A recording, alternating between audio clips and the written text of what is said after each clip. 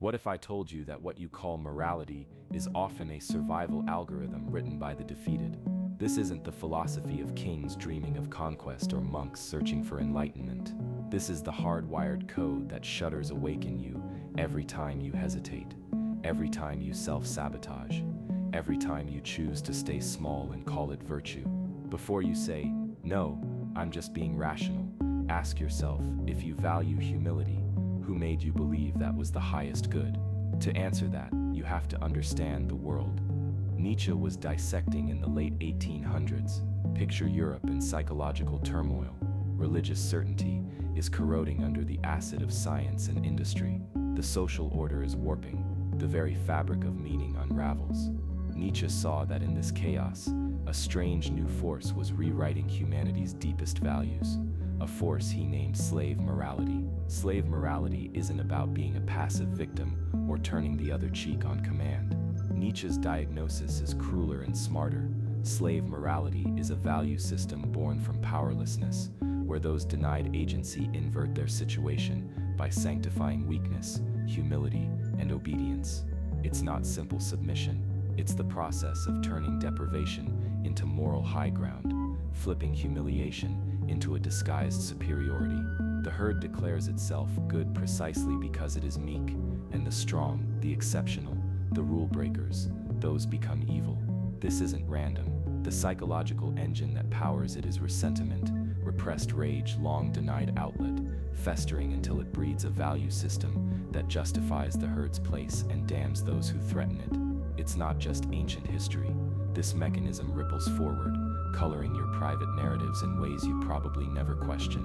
Slave morality is malware installed deep in cultural memory, disguised as an upgrade.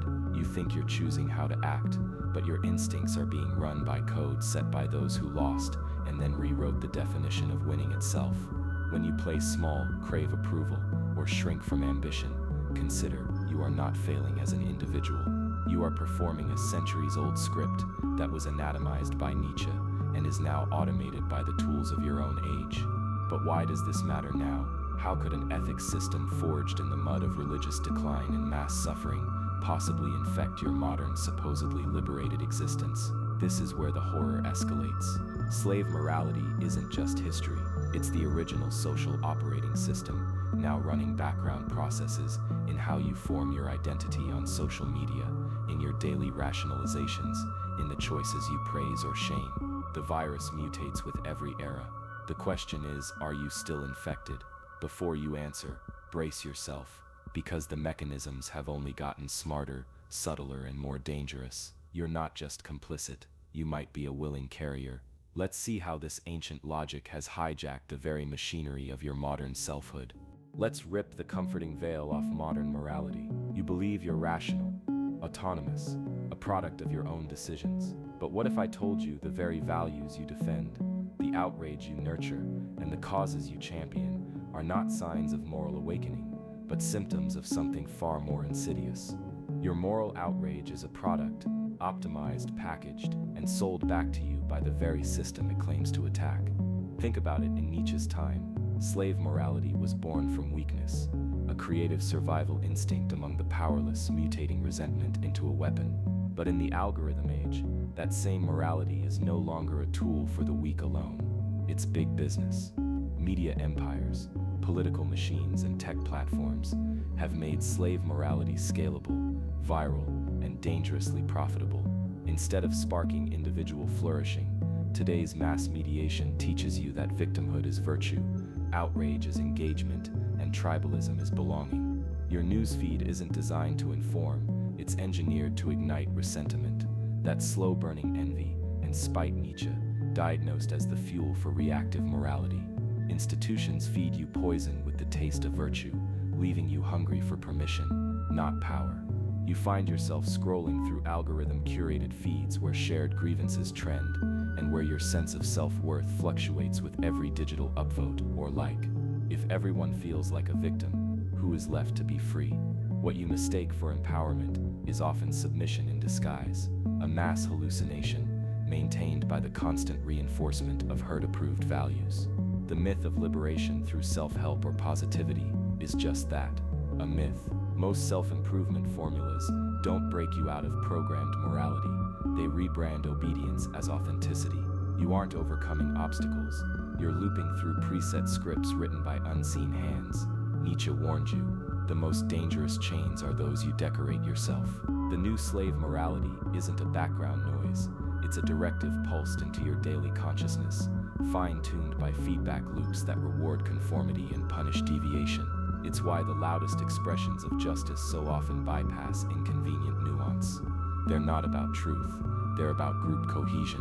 Viral media is the gymnasium for collective ressentiment. Outrage, not aspiration, is what wins in the attention economy. But this isn't just theory. You have felt this when you hesitate to speak freely, when you feel compelled to display the right kind of empathy, the right brand of indignation. Every time you outsource your values to algorithms or authority, you accept invisible handcuffs. So now you stand at a crossroads. Will you continue mistaking comfort for freedom, or can you even imagine breaking free from values that act as invisible restraints? The machinery of mass morality is running, and you're running its code. But the pressing question is, what would it take for you to stop? You think you're rational. Every move you make is calibrated, efficient, maybe even optimal. At least that's the script running in your head. But let's be brutally honest. Your so-called rationality is a facade. It's a layer of logic smeared over a nest of unseen motivations, social fears, and if Nietzsche is right, internalized weaknesses that you parade as virtue. This isn't merely the product of ignorance or error. It's the result of psychological machinery wired deep into your daily operating system. Picture the late 1800s. Europe is convulsing. Industrialization has shredded old certainties. Churches are hollowing out, and mass politics is starting to manipulate the soul. Nietzsche stared straight at this chaos and saw an even deeper transformation. Your very sense of good and evil was being re-engineered by those left powerless by the old order, hobbling, harried, denied status. These groups couldn't remake the world through strength, so they remade morality instead. Out of their resentment, Nietzsche claimed, was born slave morality, a value system that rebrands weakness as virtue and stifles anything daring, original, or genuinely life-affirming. Fast forward to now. You're not kneeling in a pew, but you might be scrolling, liking, sharing, and curating a digital self for invisible algorithms. The machinery has evolved. Industrial gears are now neural nets. Moral sermons replaced by viral scripts. Still, the core move hasn't changed. Collective narratives weaponize vulnerability, making passivity seem noble, suffering seem holy, and victimhood its own status. Here's the uncomfortable question. What if your acts of self-sabotage, the procrastination, the self-censorship, the craving for digital approval, aren't irrational at all? What if they are, in fact, hyper-rational responses to incentives, baked into a culture that tells you it's better to be safe than powerful, meek than mighty, reactive than original? Nietzsche forces you to confront a disturbing implication. You aren't just passively infected by these narratives, you maintain them. You choose comfort over risk, self-restraint over assertion, and submission to collective scripts rather than authoring your own life. You have become your own warden. The chains aren't forged by others. They're the habits you refuse to break. Why? Because deep down, you're terrified of what freedom would actually demand. But if you're complicit in building your own cage, how would you know? And more importantly, do you really want to find out?